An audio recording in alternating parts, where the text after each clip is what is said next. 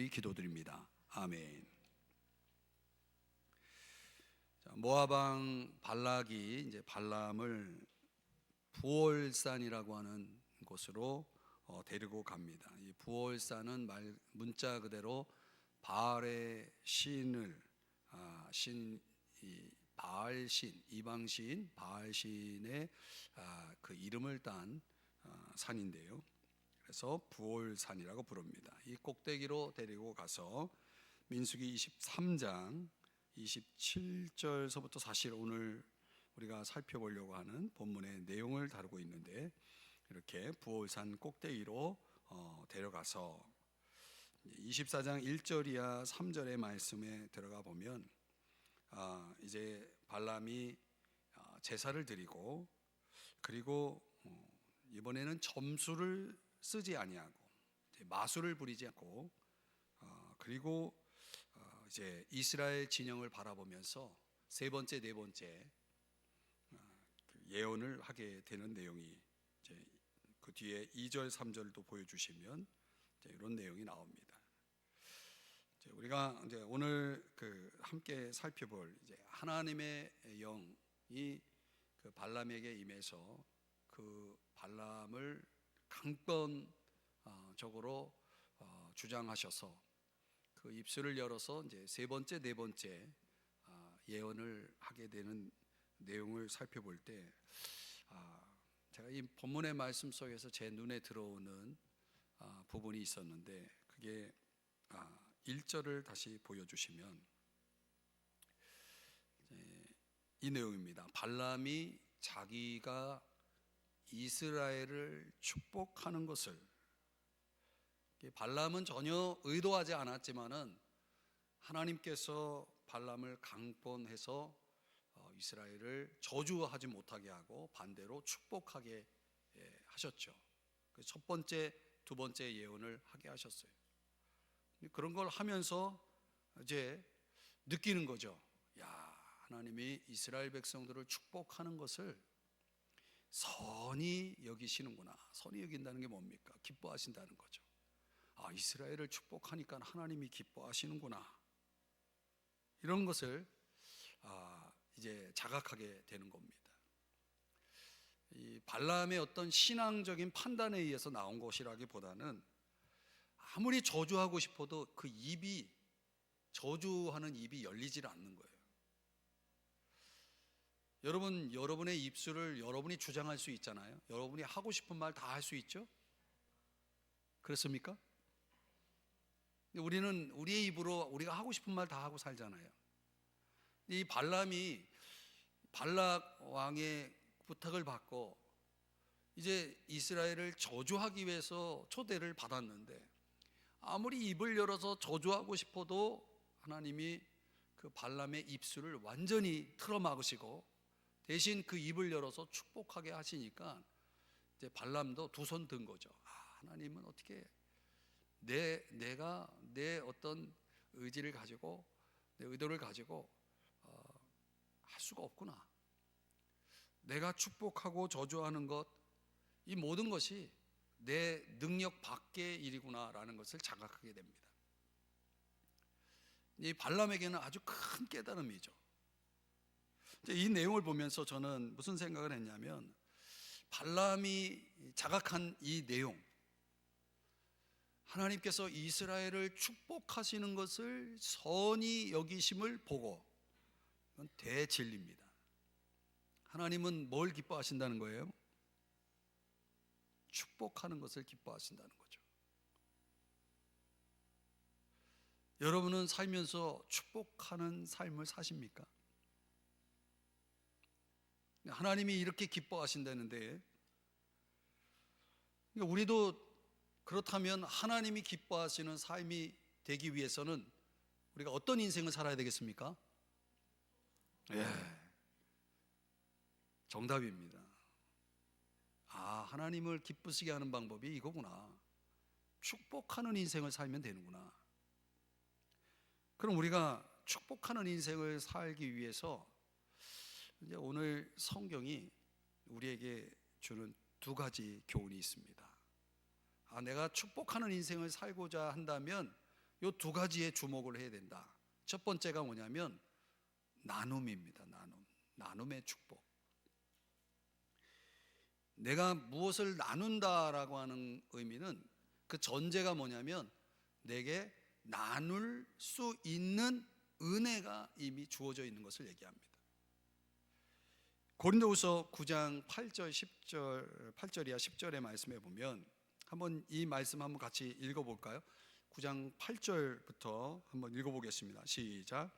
하나님이 능히 모든 은혜를 너희에게 넘치게 하시나니 이는 너희로 모든 일에 항상 모든 것이 넉넉하여 모든 착한 일을 넘치게 하려 하심이라. 여기까지 잠깐만요. 모든 은혜를 우리에게 넘치게 하신다라고 말하고 있죠. 그 은혜가 이제 전제가 될 때, 그 모든 은혜가 넘치도록 우리에게 주어졌을 때, 내가 넉넉해졌죠. 넘치니까 넉넉해졌죠. 그걸로 뭐 하라는 거예요? 네, 착한 일을 하라는 거예요. 은혜가 넘치니까 착한 일도 조금 해요? 네, 넘치게 할 수 있는 거죠. 그러니까 내가 그런 인생을 살 수 있기 위해서는 그 전에 뭐가 있어야 되는 겁니까? 그 넉넉한 은혜가, 넘치는 은혜가 있지 않고서는 불가능한 거죠. 9절에 보니까 기록된 바 그가 흩어 가난한 자들에게 주었으니 그의 의가 영원토록 있느니라. 주었으니, 주는 삶을 산다는 것이 뭡니까? 하나님이 기뻐하신다는 거예요. 하나님 보시기에 그가 그 행동이 의가 되는 거죠. 10절은 다 같이 읽겠습니다. 시작. 심는 자에게 씨와 먹을 양식을 주시는 이가 너희 심을 것을 주사 풍성하게 하시고 너희 의의 열매를 더하게 하시리니. 심는 자에게, 내가 다른 사람들에게 심는다는 것은 무슨 얘기입니까? 준다는 거죠. 줄 것을, 심을 것을 통해서 의의 열매를 더할 수 있게 하셨다, 이렇게 말씀을 하는 거죠. 그러니까 내가 나눔의 축복 가운데 다른 사람들을 축복하는 인생을 살기 위해서는 먼저 우리에게 그 은혜가 넉넉하게 넘치도록 먼저 주어져야 한다는 것입니다. 그래야 그 축복 인생을 살아갈 수가 있게 되는 거죠. 근데 하나님께서 이제 그런 도구로 누구를 선택하냐면 이스라엘 백성을 선택해서 이제 하나님이 주신 은혜를 전달하는 축복의 통로로 하나님께서 쓰신다라고 하는 사실을 발람의 입술을 통해서 지금 세 번째 그 메시지를 전하고 있는 것입니다. 그래서 1절 이하 9절의 말씀에 보면은 이스라엘이 가나안에서 번영을 누리게 될 때에 그 번영의 그 내용은 이런 것입니다. 가나안 땅을 일단 정복하고 그 다음에 그 땅에 정착하게 되고 그 땅의 기업을 이제 누리게 된다라는 그런 차원의 말씀을 이제 오늘 본문에서 하고 있는데, 그 발람의 예언 가운데 이런 축복된 인생을 이스라엘 백성들이 살아가기 위해서 하나님이 은혜를 그들에게 부어주시는데, 그 은혜를 표현하는 이 단어가 하나가 있습니다. 그게 뭐냐면 물입니다. 물. 자, 한번 보겠습니다. 6절 7절인데 계속 이제 물이 나옵니다. 그 벌어짐이 골짜기 같고 강가의 동산 같으며 여호와께서 심으신 침향목들 같고 물가의 백향목들 같도다. 7절. 그 물통에서는 물이 넘치겠고 그 씨는 많은 물가에 있으리로다. 중간에 좀 생략했습니다. 그의 나라가 흥왕하리로다. 자, 이 물이 중요합니다. 여기서 이 물이 광야에서는 가장 중요한 겁니다. 그렇죠? 근데 이 물이 지금 넘친다라고 했으니까 이건 뭘 의미하는 거냐면 이스라엘 백성들이 번성하고 풍요로울 것을 말씀하고 있는 것입니다. 근데 그 풍요로운 물가에 나무가 심어지는 겁니다. 하나님이 강가에 동상같이 백향목, 침향목과 같은 나무들을 하나님께서 뭐 한다고 그랬어요? 심으신다라고 말하고 있죠. 심으시는 거예요. 이 심은 나무들은 항상 푸르르고 열매가 가득할 수밖에 없는 거죠. 이 물가에 심겨진 나무는 열매가 아주 풍성할 수밖에 없는 것입니다. 이것에 대해서 이사야 선지자는 44장 3절 4절에서 이렇게 말씀합니다. 나는 목마른 자에게 물을 주며 마른 땅에 시내가 흐르게 하며 나의 영을 네 자손에게, 나의 복을 네 후손에게 부어주리니 그들이 풀 가운데에서 솟아나기를 시냇가의 버들같이 할 것이라. 하나님께서 베풀어 주시는 그 은혜, 그 번성과 풍요라고 하는 그림을 시냇가에 심어진 나무로 비유하고 있는 것입니다. 이 시냇가에 심겨진 나무의 특징이 뭡니까? 다른 성경을 좀 살펴보면 시편 1편 1절 이하 3절은 복 있는 사람은 이러면서 시냇가에 심은 나무로 비유하고 있습니다. 그렇죠? 복 있는 사람은 시냇가에 심은 나무가 되는 거예요. 그 나무는 어떤 나무가 되느냐? 철을 따라 열매를 맺고 잎사귀가 마르지 않는데요. 하는 모든 일이 다 잘 된대요. 이런 사람은 정말 행복한 사람이죠. 복된 사람이죠. 근데 이 복된 나무가, 시냇가에 심은 나무가 어떤 나무라고 말씀하냐면 여호와의 율법을 즐거워하여 그 율법을 주야로 묵상하는 나무, 묵상이 있는 나무, 말씀을 주야로 가까이 하는 그 말씀의 묵상이 있는 나무가 바로 이와 같다라고 말씀하고 있는 거죠. 우리가 지금 여러분들에게 제가 설명하고 있는 거냐면 이 나눔의 축복, 즉 축복하는 인생이 되기 위해서는 전제가 하나님이 부어주시는 은혜가, 넘치는 은혜가 우리에게 있어야 된다고 그랬죠. 그 넘치는 은혜를 오늘 성경은 이 물가에 하나님이 심으신 나무로 비유를 하고 있는 거예요. 그럼 그 나무를 성경은 어떻게 또 묘사를 하고 있냐면, 하나님의 말씀을 가까이 하고 있는, 묵상하는 그런 삶을 사는 자들을 이렇게 시냇가에 심은, 물가에 심겨진 나무로 비유하는 거죠. 또 예레미야 17장의 말씀에 가보면 이렇게 말합니다. 무릇 여호와를 의지하며 여호와를 의뢰하는 그 사람은 복을 받을 것이라. 8절은 다 같이 읽겠습니다. 시작. 그는 물가에 심어진 나무가 그 뿌리를 강변에 뻗치고 더위가 올지라도 두려워하지 아니하며 그 잎이 청청하며 가무는 해도 걱정이 없고 결실이 그치지 아니함 같으리라. 여기에 이 물가에 심어진 나무의 특징은 뭐냐면 7절에서 말씀하고 있죠. 이 나무의 특징은 하나님을 의지하는, 하나님을 전적으로 신뢰하는 그런 나무를 설명해 주고 있는 것입니다. 말씀이 있고 믿음이 있는 그런 사람을 성경은 물가에 심어진 나무라고 비유하고 있는 것입니다. 이런 나무만이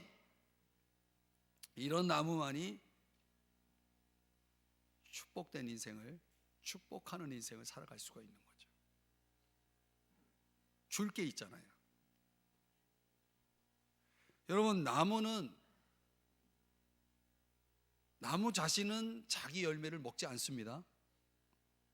나무가 열매를 먹는 거 봤습니까? 너무 당연한 질문을 던져서 여러분이 좀 기분 나쁘십니까? 나무에 열린 열매는 누가 먹는 겁니까? 나무가 먹습니까? 네, 다른 사람이 먹는 거예요.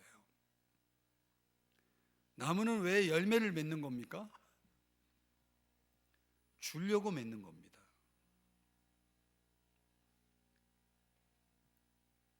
이제 이런 나무가 되어가지고 나눔의 축복을 누리라라고 말씀하고 있는 거죠. 그래서 민수기 24장 9절로 다시 와보면, 너를 축복하는 자마다 복을 받을 것이요 너를 저주하는 자마다 저주를 받을지로다.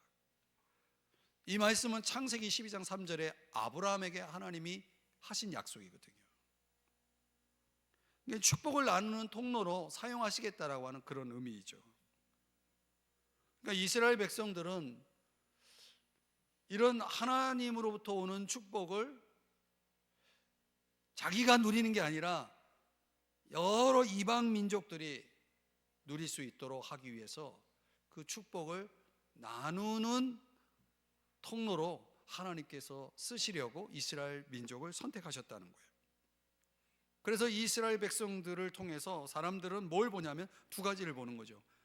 이스라엘 백성들을 보니까 세상 역사의 주인은 하나님이시구나. 첫 번째로 이걸 보는 거죠.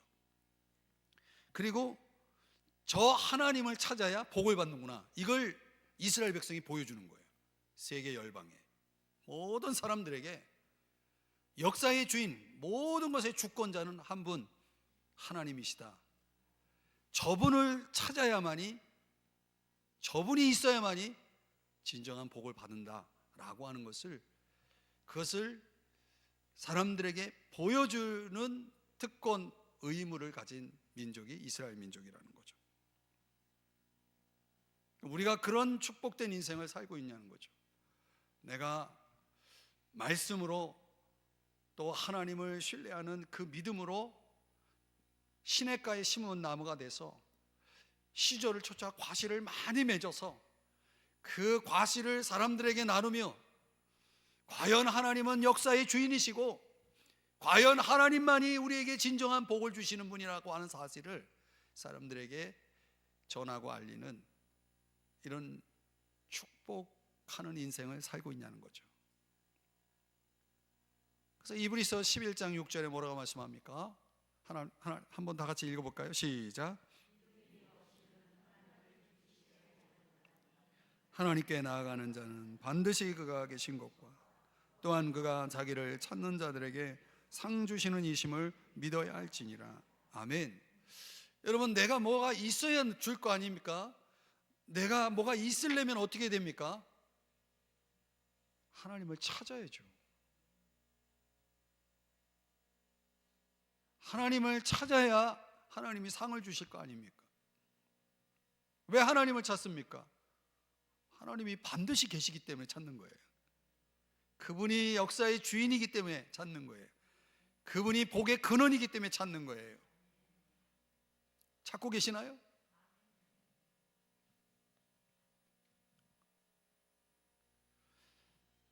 이런 삶을 통해서 이런 축복을 나누는 통로가 되어서 베드로전서 2장 9절에서 뭐라고 말씀하냐면 그의 아름다운 덕을 선포하라고 말하고 있어요.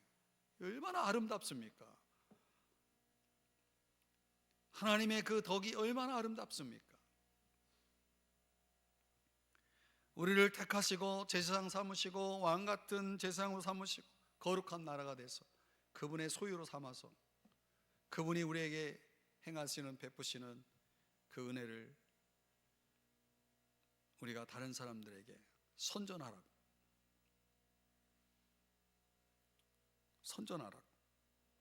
저와 여러분을 부르신 것입니다. 이 믿음과 삶이라는 것은 굉장히 역설적인 것 같아요. 여러분, 받으려면 먼저 주어야 됩니다. 내가 받으려면 먼저 줘야 된다는 거예요. 먼저 섬기는 자가 돼야 된다는 거예요. 높임을 받는 길이 뭡니까? 성경이 뭐라고 말합니까? 높아지려면 낮아지라고 그러죠. 역설이에요. 섬김을 받으려면 어떻게 해야 됩니까?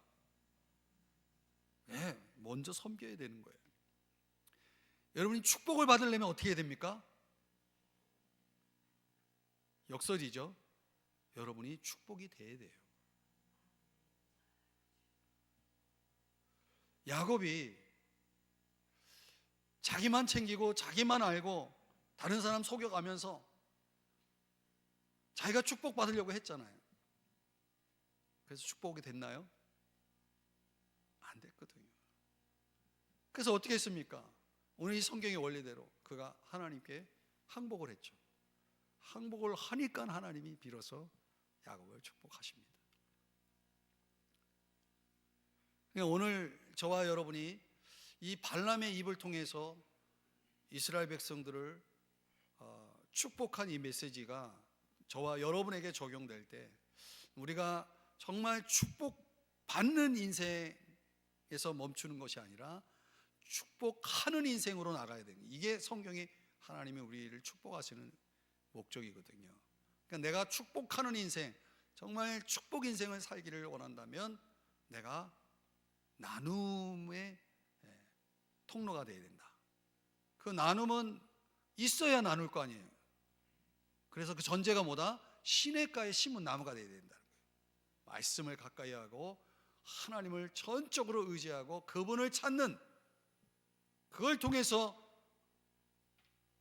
잎이 청청하고 그 잎이 마르지 않고 시절을 쫓아 과실을 맺는 열매가 있을 거 아닙니까? 나는 포도나무여 너희는 가지니, 그 가지가 열매를 맺는 방법이 뭡니까? 너희들이 나를 떠나서는 아무것도 할 수 없다라고 말씀하는 것처럼 붙어 있어야 될 거 아니에요. 근데 붙어 있지 않는 가지들이 너무 많아요. 자기 혼자 생존할 수 있다라고 생각하나 봐요. 착각하나 봐요. 붙어 있지 않으면 열매는 없는 겁니다. 자, 오늘 축복하는 인생을 위해서 하나님께서 발람을 통해서 우리에게 깨우쳐 주는 게 뭡니까? 물이 되라는 거예요. 물가에 심은 나무가 되라는 거죠. 그 물은 하나님이 주신 은혜고 거기에 심어져야 되는 거예요. 내가 심어져야 열매가 나오는 거예요. 아멘이십니까? 네.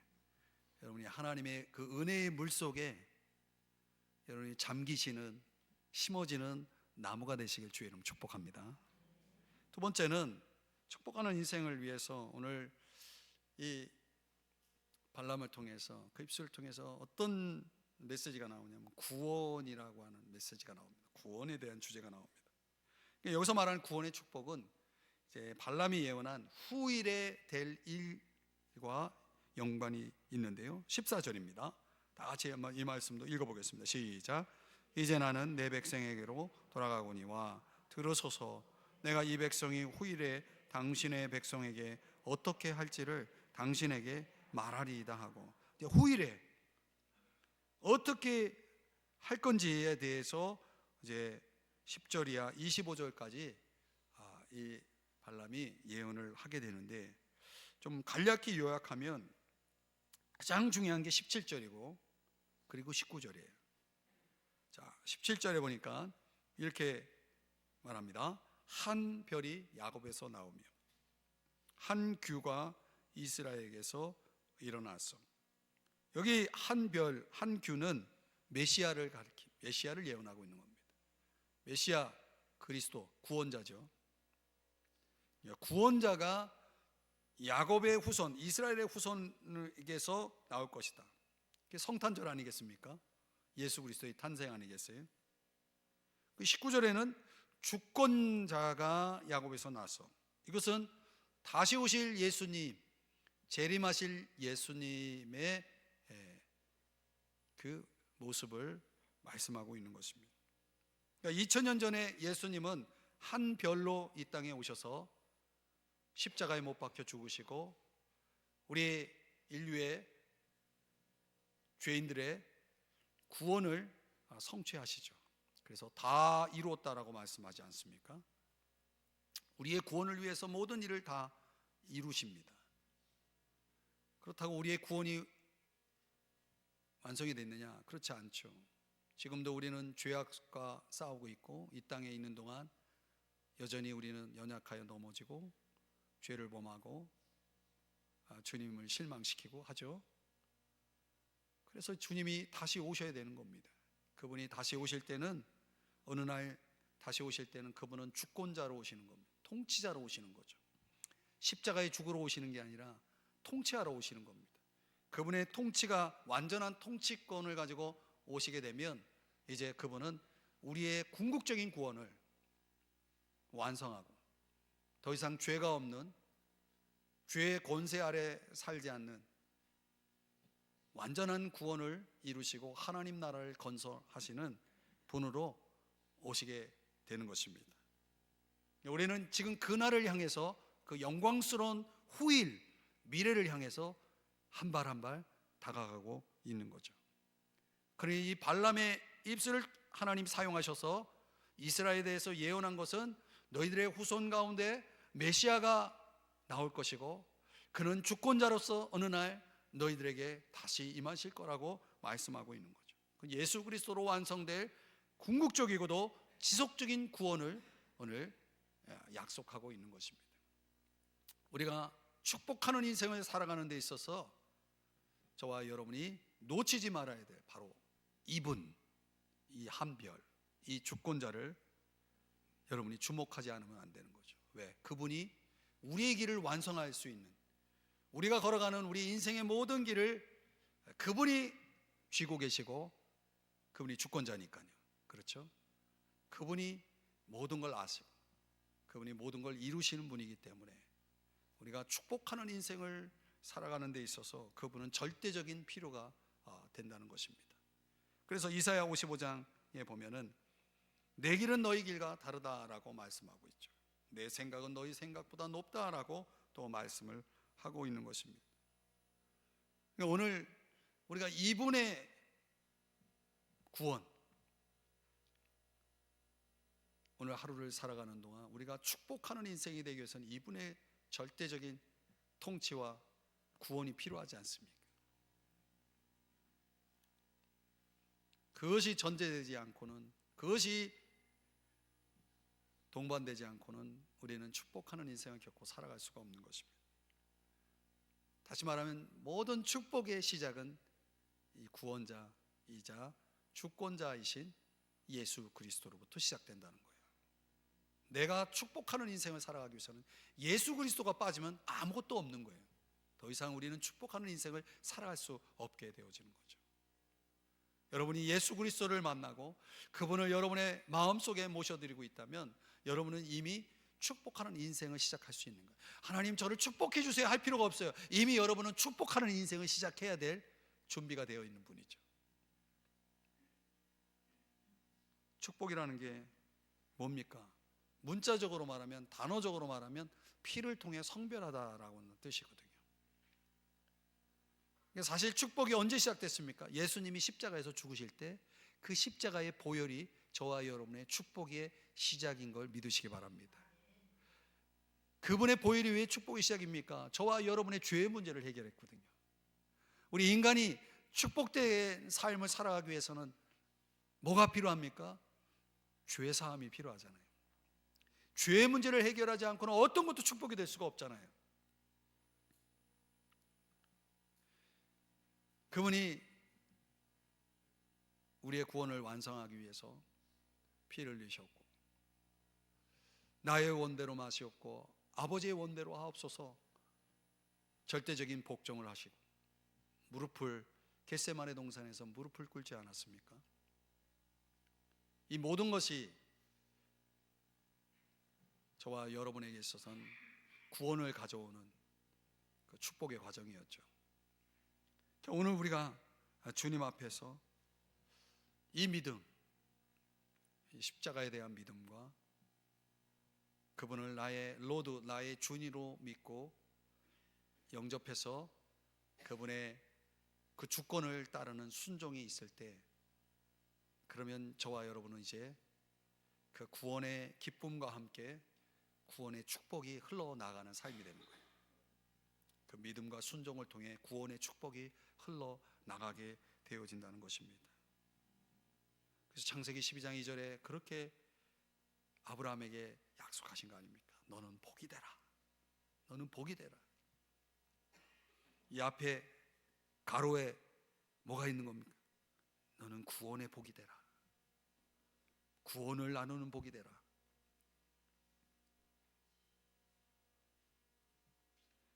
여러분, 이 복이 성취되기 위해서 주님이 이제 다시 오실 거라는 거죠. 주님이 다시 오시기 때문에 우리는 두렵고 떨림이 있어야 되고, 지금 현재적인 삶의 경계가 있어야 되고, 회개가 있어야 되고, 주님이 다시 오시기 때문에 저와 여러분은 즐거워해야 되고 감사해야 되고, 우리의 앞날에 대해서 아무런 염려도 하지 않아도 된다는 거죠. 그게 그 주권자를 맞이하는 자들의 마음인 거죠. 내 삶에 어떤 것도 염려가 될 수 없는 이유는 주권자가 오시기 때문인 거죠. 마귀는 지금도 저와 여러분을 저주하려고 같은 수단 방법을 가리지 않고 온갖 계략을 사용하고 있다는 것입니다. 그러나 주님은 발람의 입을 닫으시고 주장했던 것처럼 그 어떤 저주도 우리 주님은 축복으로 바꾸시는 분이심을 오늘 우리가 살펴보는 이 22장서부터 지금 24장까지 이 내용 속에서 보여주고 있는 것입니다. 저주를 축복으로 바꿀 수 있는 분이 그분이 주권자인 거예요. 그분만 있으면 되는 겁니다. 그러면 우리는 축복하는 인생을 살아갈 수 있는 거죠. 그럼 우리가 할 일은 그 축복에 감사하고 그 축복을 나누며 살아가는 인생을 살면 되는 것입니다. 그러니까 우리가 말씀에 신실하게 붙어 있고, 정말 말씀 그대로 우리가 그 말씀을 묵상하면서 순종하면서 시냇가에 심은 나무가 되어 있으면 이제 다른 사람들이 즐길 수 있도록 그늘을 만들어주고, 또 그들이 먹을 수 있는 열매를 내어놓을 때, 그때 이제 그를 가리켜서 성경은 축복 인생이라고 말씀하고 있는 것입니다. 베드로는 걷지 못하는 장애인을 향해서 이렇게 선언하지 않습니까? 내게 있는 이것을 내게 준다 그랬어요.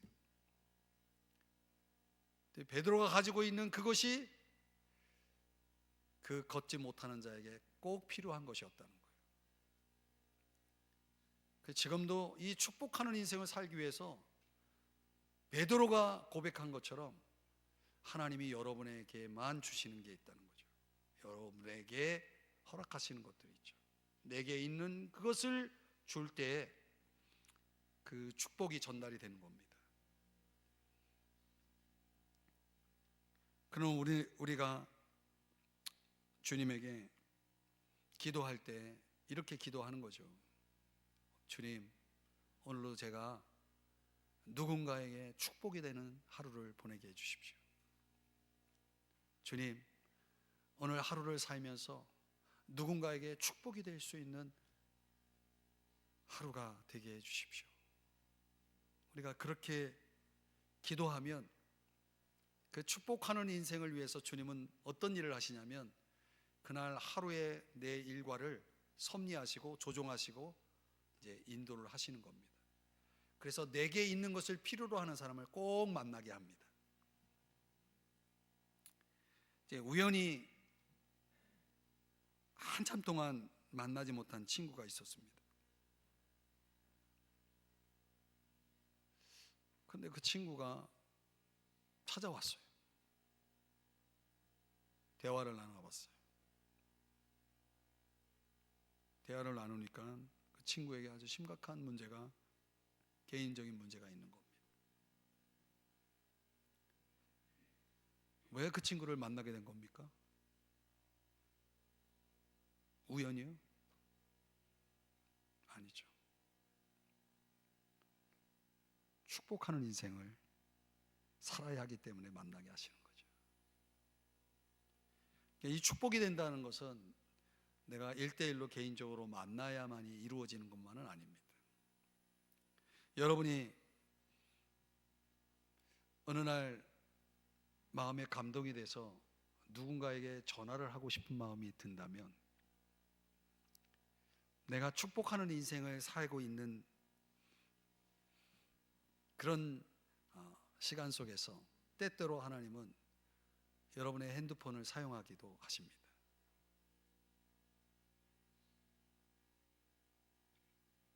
버튼을 누르게 하시는 거죠. 어느 날 저는 깜짝 놀랄만한 그런 경험을 할 때가 있는데, 그 중에 하나가 이런 거예요. 제가 참 힘들어하고 있는데 벨소리가 들리는 거죠. 그 전화를 받아봤는데, 그 전화는 제가 아는 사람의 전화였지만 사실은 주님이 나에게 하신 전화였던 거죠.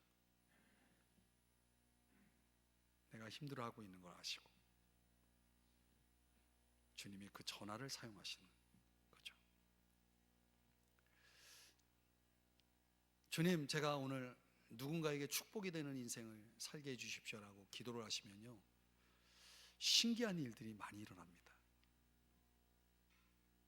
어느 날 하나님께서 내 마음 가운데 누구를 위해 기도해야 할 부담감을 주시는 경우가 있어요. 왜 자꾸 그분이 생각나지? 오늘따라 그분이 너무 생각이 나는 거예요. 왜 생각이 나는 겁니까? 보고 싶었어요? 아니에요. 기도하라고. 왜 기도해야 될까요? 몰라요, 나는. 그 주님은 아시는 거죠. 기도가 절대적으로 필요할 때 하나님은 어떤 축복하는 인생을 들어 쓰시기도 하신다는 거죠.